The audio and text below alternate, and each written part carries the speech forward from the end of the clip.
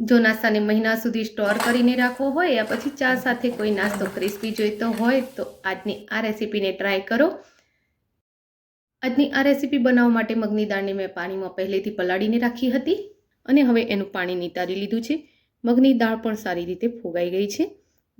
તો હવે આપણે એને મિક્સી જારમાં લઈ લઈશું. તો ફ્રેન્ડ્સ, રેસીપીને આગળ જોઈએ તે પહેલાં એક રિક્વેસ્ટ છે. તમે મારી ચેનલ પર નવા છો અને હજુ સુધી મારી ચેનલને સબસ્ક્રાઇબ નથી કરી તો કરી લો. બાજુમાં આપેલા બેલ આઇકનના નિશાનને ટચ કરી ઓલના નિશાન ઉપર ક્લિક કરો, જેથી કરીને તમને મારા નવા વિડીયોની નોટિફિકેશન મળતી રહેશે. મગની દાળમાં દાણા ના રહે એ રીતે આવી એની એકદમ ફાઇન પેસ્ટ બનાવી લેવાની છે. તો હવે આપણે એને કાઢી લઈશું. હવે આપણે આમાં મસાલા કરી લઈએ. તો અડધી ચમચી મરચું, અડધી ચમચી હળદર, અડધી ચમચી ધાણાનો પાવડર, 5 ચમચી જેટલો ગરમ મસાલો, સ્વાદ મુજબ મીઠું, થોડી હિંગ, 1.5 ચમચી વાટેલો ધાણા અને વરિયાળીનો પાવડર એડ કરી લઈશું અને અડધી ચમચી આપણે એમાં અજમો એડ કરીશું. ત્યારબાદ એમાં 1 મોટી ચમચી જેટલું ઘી એડ કરી લઈશું. હવે એમાં થોડા ખાવાના સોડા અને 1 ચમચી જેટલા સફેદ તલ પણ એડ કરી લઈશું. ત્યારબાદ એમાં વાટેલા આદુ અને મરચાંની પેસ્ટ એડ કરીશું અને લીલા સમારેલા ધાણા એડ કરી લઈશું. હવે આ બધી જ વસ્તુને સારી રીતે પહેલાં તો હલાવીને મિક્સ કરી લઈશું. દાળ સાથે મસાલા સારી રીતે મિક્સ થઈ ગયા બાદ આપણે એમાં રૂટિનનો ઘઉંનો રોટલીનો લોટ એડ કરીશું. તો એકસાથે આપણે લોટ એડ નથી કરવાનો, જેમ જરૂર લાગે એમ થોડો થોડો લોટ એડ કરીશું. આડુમાં આપણે પાણી પણ નથી નાખવાનું અને મગની દાળને પણ પાણી નાખ્યા વગર જ પીસવાની છે. તો આ રીતે એને હલકા હાથે મસળતા એનો સેમી સોફ્ટ ડો રેડી કરી લઈશું. હવે આને સાઈડ પર કરી લઈએ અને એક વાટકીમાં આપણે 2 થી 3 ચમચી ઘઉંનો લોટ લઈશું. એમાં થોડું ઘી રેડીશું અને તેને સારી રીતે હલાવી મિક્સ કરી લઈશું.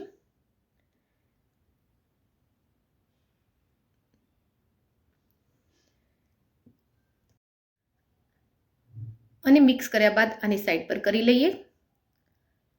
હવે આપણે જે ડો તૈયાર કર્યો હતો એમાંથી મોટી સાઈઝનો લુઓ લઈશું અને એને લોટ વડે આ રીતે લપેટી અને વણી લેવાનો છે. તો બને ત્યાં સુધી આપણે એને સ્ક્વેર શેપમાં વણવાનો ટ્રાય કરીશું. ત્યારબાદ આપણે જે ઘી અને લોટની સ્લરી તૈયાર કરી છે એને આના ઉપર લગાવી લઈશું અને હાથ વડે આ રીતે ફેલાવી લઈશું. તો ઘી અને લોટની સ્લરીની જગ્યાએ તમારે તેલ અને લોટની સ્લરી બનાવવી હોય તો પણ ચાલે. હવે આને એક સાઈડેથી આપણે ફોલ્ડ કરી લઈશું. ત્યારબાદ એના પર પણ આપણે સ્લરી લગાવી લઈશું અને બીજી સાઈડેથી એને ફોલ્ડ કરીશું.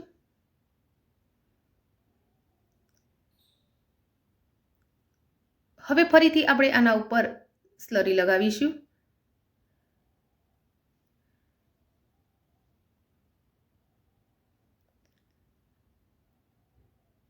અને ફરીથી એને બંને સાઈડેથી ફોલ્ડ કરી લઈશું. હવે ફરીથી એને લોટવાળો કરી અને આપણે ફરી સ્ક્વેર શેપમાં વણવાનો ટ્રાય કરીશું.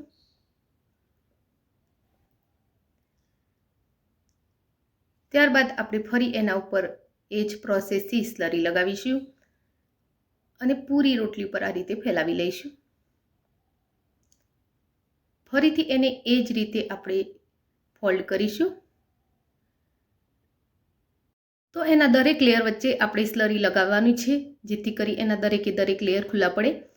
હવે આ રીતે ફોલ્ડ કર્યા બાદ આપણે એને ઊભું ફોલ્ડ કરવાનું છે. તો આ રીતે સ્લરી લગાવ્યા બાદ એને વચ્ચેથી ફોલ્ડ કરીશું, એટલે કે બસ આ રીતે ફોલ્ડ કરી લઈશું અને હવે એને હલકા હાથે પ્રેસ કરી એના 3 ભાગ કરી લઈશું. હવે બીજા ભાગને સાઈડ પર કરી એક ભાગને આપણે વણી લઈશું. તો હવે એને આ રીતે ઊભું જ વણવાનું છે, એટલે કે લાંબુ જ વણવાનું છે.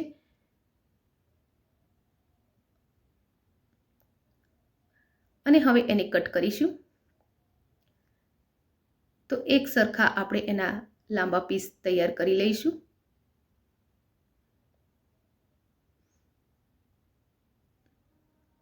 તો આ રીતે એના એક સરખા લાંબા પીસ તૈયાર કરી લઈશું.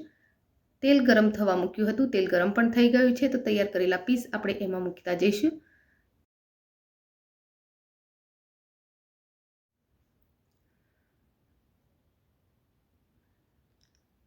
અને એને મીડિયમ ગેસના ફ્લો પર તળી લઈશું. તો આ રીતે એની વચ્ચે વચ્ચે હલાવતા રહીશું અને એને એકદમ ક્રિસ્પી તળવાના છે. તો હવે બબલ્સ પણ ઓછા થવા લાગ્યા છે અને એના એક એક લેયર્સ અલગ થવા લાગ્યા છે. તમને દેખાઈ રહ્યું હશે. હવે આપણો આ નાસ્તો એકદમ ક્રિસ્પી થઈ ગયો છે ને એના બબલ્સ લગભગ બંધ થઈ ગયા છે. તો હવે આપણે એને બહાર કાઢી લઈશું અને આ જ રીતે બીજી બેચ પણ રેડી કરી લઈશું.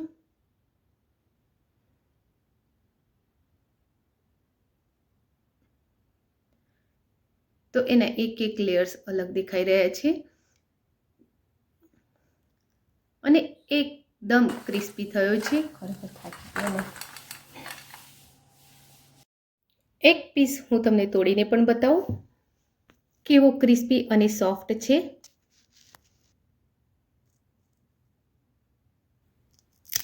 તો ફ્રેન્ડ્સ, આજની આ રેસીપી તમને કેવી લાગી એ કોમેન્ટ બોક્સમાં જરૂરથી લખજો. રેસીપી ગમી હોય તો વિડીયોને લાઇક અને શેર કરજો. આવી જ બીજી રેસીપી જોવા માટે મારી ચેનલને સબસ્ક્રાઈબ કરી લેજો. Thank you for watching my video. જય શ્રી કૃષ્ણ.